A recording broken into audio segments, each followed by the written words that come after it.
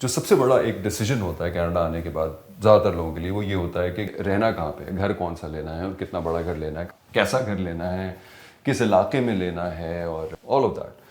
तो उस हवाले से मैं थोड़ा सा अपने एक्सपीरियंस से आपको गाइड करने की कोशिश करूँगा।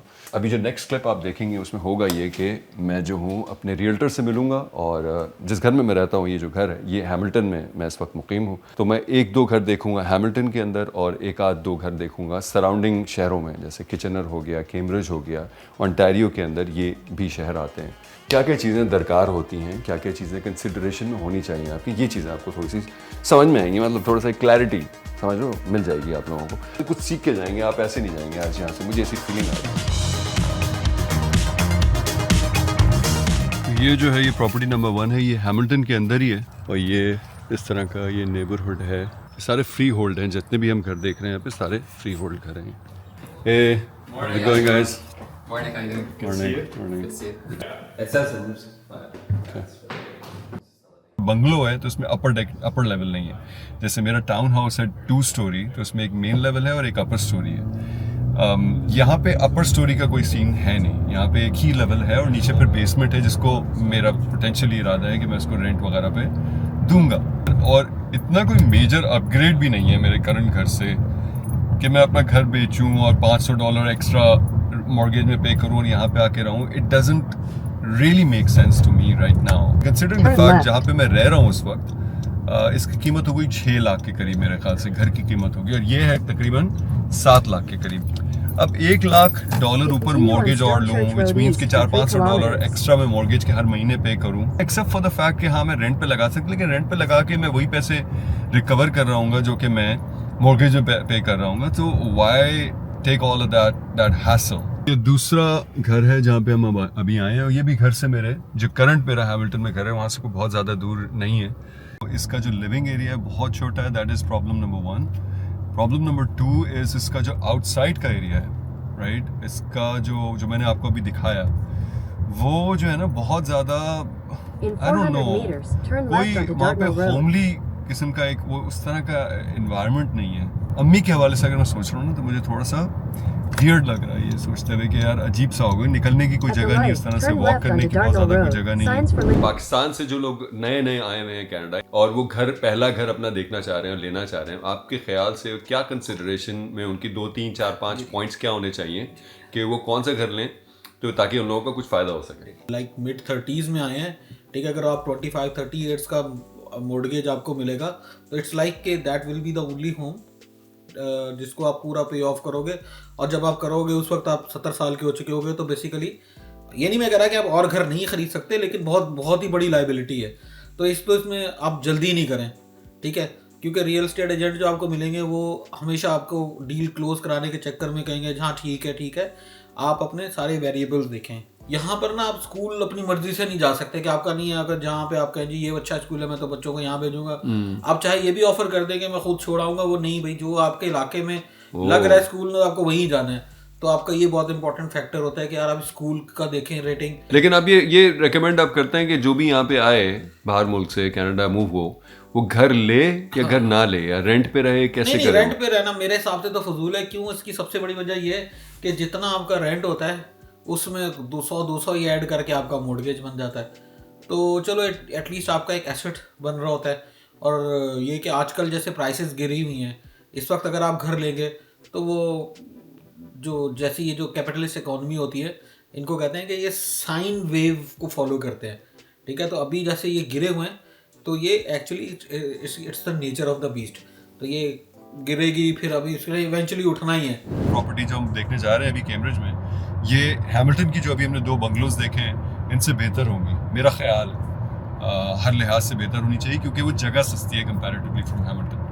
तो अभी चल के देखते हैं, मेरा ऐसा कोई प्रेफरेंस नहीं है। आइडियली मैं हैमिल्टन में ही रहना चाह रहा था, लेकिन अगर मुझे जगह अच्छी मिलती है तो शायद इतना बड़ा कोई इशू नहीं है मूव होना मेरे लिए कैम्ब्रिज में। तो इसी तरह आप जुड़े रहिए हमारे साथ और आप लोगों को मज़ीद हम दिखाते रहेंगे कि कनाडा में किस तरीके से एक घर ढूंढा जाता है, और ये तमाम आप लोगों को चीज़ें पता चलती रहेंगी हमारे साथ। अगर आप रहे तो, नहीं रहे तो फिर आप लोगों का अपना नुकसान है, मेरा कुछ नहीं जाता। कहते हैं ना कि इसमें तेरा घाटा मेरा कुछ नहीं जाता, वही वाली बात है बेसिकली। ये घर है, अब आप देख रहे हैं जितने भी हमने घर अभी हैमिल्टन में देखे, कंपैरेटिवली इसका जो कर्ब अपील है इस घर की, वो उन सब से, उन दोनों घरों से थोड़ा बेहतर ही है। लोकेशन और स्ट्रीट वगैरह उसी तरह की जिस तरह की मुझे समझ में आती है, मुझे पसंद आती है। थोड़े से गरीबों वाला इलाका है, इसमें कोई शक नहीं है। थोड़ा सा है इसके अंदर, जैसे आपको नज़र आ जाता है, आपको समझ में आ जाता है कौन सा इलाका गरीबों वाला है गाड़ियों को देख के। जब आप गाड़ियों को देखेंगे ना स्ट्रीट के ऊपर, तो आपको पता चल जाएगा कि यार बहुत ज़्यादा वेल ऑफ लोग इस इलाके पे नहीं रहते। I think that is a short sign of the fact कि ये इलाका जो है, यहाँ पे लोग वेल ऑफ हैं या नहीं है।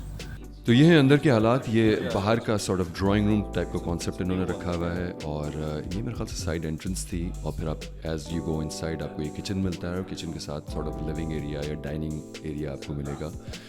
स्पेशियस है, जितने भी हमने घर देखे उससे कहीं ज़्यादा स्पेशियस घर है। ये बैकयार्ड आप देखें, काफ़ी खूबसूरत सा बैकयार्ड है। घर अच्छा था, घर definitely there was an upgrade from my current house. घर मेरे करंट घर से डेफिनेटली बेहतर था, लेकिन इतना बेहतर नहीं था कि मैं मैं कंसिडर करता कि मैं जाऊँ। बाहर का एरिया जो ना, घर के बाहर का एरिया मुझे बहुत ज़्यादा अच्छा भी नहीं लगा। ये बेसमेंट है, बेसमेंट इन्होंने $1400 के ऊपर रेंट के ऊपर दिया हुआ है इन्होंने, सही है। तो आपका जो एसेंशली मॉर्गेज का जो 50% मॉर्गेज का आपका जो पार्ट है, अगर $2800 मॉर्गेज है आपकी, तो आधे से ज़्यादा आपकी मॉर्गेज आपकी इस रेंट से निकल जाती है, which is a very smart thing to do, जो कि बहुत सारे देशियों ने किया हुआ है। अच्छा, इंटरेस्ट रेट का भी मामला होता है कि यहाँ पे बैंक आपको या तो फिक्स इंटरेस्ट रेट देते हैं या फिर आपको वो वेरिएबल देते हैं, ठीक है। तो जब हम आए थे उस वक्त बढ़ रहा था इंटरेस्ट रेट, तो उस वक्त फिक्स रेट लेना ज़्यादा बेहतर था। लेकिन आप जिस वक्त खरीद रहे हैं उस वक्त के हिसाब से देखेंगे इस वक्त फिक्स रेट आपके लिए बेहतर है या वेरिएबल रेट बेहतर है। अब जो नए लोग आते हैं उनको मैं हमेशा बोलता हूँ कि आप अकाउंट ज्वाइंट खुलवाओ अपनी वाइफ के साथ, ठीक है। तो उससे आपको क्या फ़ायदा होगा कि जैसे फॉर एग्जांपल अक्सर बैंक होते हैं वो आपको मंथली चार्जेस लगाते हैं अगर आपकी सर्टेन लिमिट से नीचे पैसे चले जाएं अकाउंट में। तो अगर आप जॉइंट अकाउंट खुलाएंगे तो उसमें आपको सारी सहूलियात मिलेंगी, वाइफ को आपके अलग लॉगिन मिलेगा, कार्ड वार्ड सब कुछ अलग होगा, अकाउंट सेम होगा, लेकिन आपको एक ही अकाउंट में $4000 फॉर एग्जांपल मेंटेन करने हैं। बजाय इसको कि आप अगर 2 अकाउंट खुलाएंगे तो आपको 8000 आपके होल्ड होके बैठे रहेंगे हर महीने, ठीक है। तो जॉइंट अकाउंट खुलाएं। लेकिन जब आप घर खरीदने जा रहे हैं ना, तो उसमें आपको ये बेवकूफ़ी नहीं करनी है, ठीक है। क्योंकि यहाँ पे गवर्नमेंट जो है ना, वो फर्स्ट टाइम होम बायर को बहुत सारी रियायत देती है।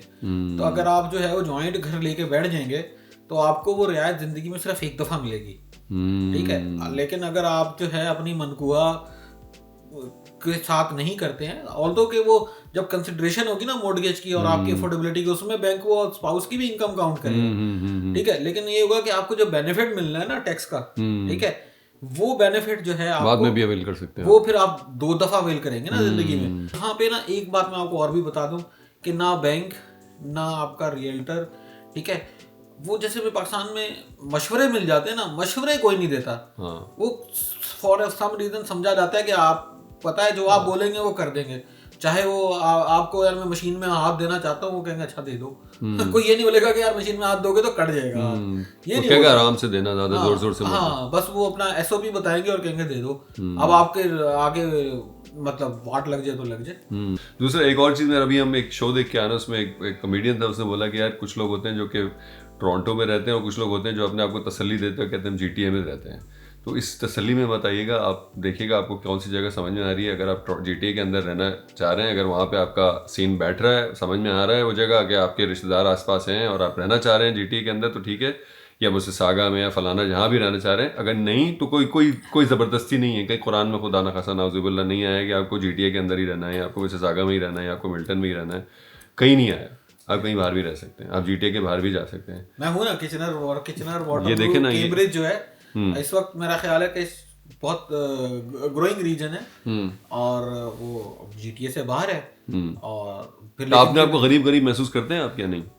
मैं अपने रिश्तेदारों में तो करता हूँ, लेकिन वैसे ओवरऑल नहीं करता, बल्कि क्योंकि आप GTA से बाहर रहते हैं ना, इसलिए। हाँ जी तो यार उसमें भाई मुझे तो असल में ये था कि मैं कराची से जब आया था तो मैं वो रश से इतना परेशान था, तो मुझे वो किचनर का सुकून इतना अच्छा लगा कि मेरा वाकई कोई दिल नहीं करता। मतलब ठीक है, आप शॉपिंग के लिए और खाना खाने के लिए आ जाएं मिसिसागा। अब मैं जा रहा हूँ चौथी लोकेशन की तरफ, कैम्ब्रिज के अंदर ही है। किचनर में हमें कुछ अच्छा समझ में नहीं आया, नज़र नहीं आया, लेकिन कैम्ब्रिज में ही ये चौथी लोकेशन है। Relatively newly built may be इलाका है, चल के देखते हैं कैसा है अंदर। मेरे ख्याल से सब कुछ अच्छा है इस घर में, एवरीथिंग इज़ गुड, लोकेलिटी बहुत अच्छी है, कम्युनिटी सही है, घर अच्छा है, ब्रांड न्यू बिल्ट हुआ हुआ है, मेरे ख्याल से 2 साल पहले का घर बना हुआ है ये। सारी चीज़ें अच्छी हैं इस घर में, सिवाय इसके कि इस घर में जो लिविंग फ्लोर वाला एरिया ना, लिविंग एरिया जो है वो बहुत छोटा है, बहुत छोटा है वो। मतलब वहाँ पे एक इतनी सी जगह है, एसेंशियली किचन के सामने एक आपका आइलैंड है और आइलैंड के सामने जो जगह है वो that is all the living space that you have. इसके अलावा आपकी लिविंग स्पेस वाली कोई जगह ही नहीं है। इनिशियल मेरी जो चॉइस थी वो तो ऑब्वियसली मिल्टन थी या ओकविल थी या मिसिसागा थी, लेकिन मैं वहाँ पे रह नहीं सकता। इसकी वजह ये है कि मेरे बारे में नहीं आ रहा हूँ, मुझे बैंक इतने पैसे दे नहीं रहा, और दे भी दिए बैंक ने पैसे अगर, तो मंथली मुझे रीपेमेंट तो मुझे ही करनी है ना मेरे भाई। सो ऑब्वियसली आपको वही कहते हैं ना, अपनी चादर देख के पाँव आपको फैलाना चाहिए। या तो आप चादर बड़ी ले लो या तो पाँव छोटे कर लो, दोनों में से कोई एक हम कर लो, दोनों चीज़ें नहीं हो सकती। बाकी उम्मीद है आपको ब्लॉग अच्छा लगा होगा, अगर अच्छा लगा तो लाइक शेयर सब्सक्राइब आप कर लें। मुलाकात होती है हम लोगों से बहुत जल्द। खुदा हाफिज़।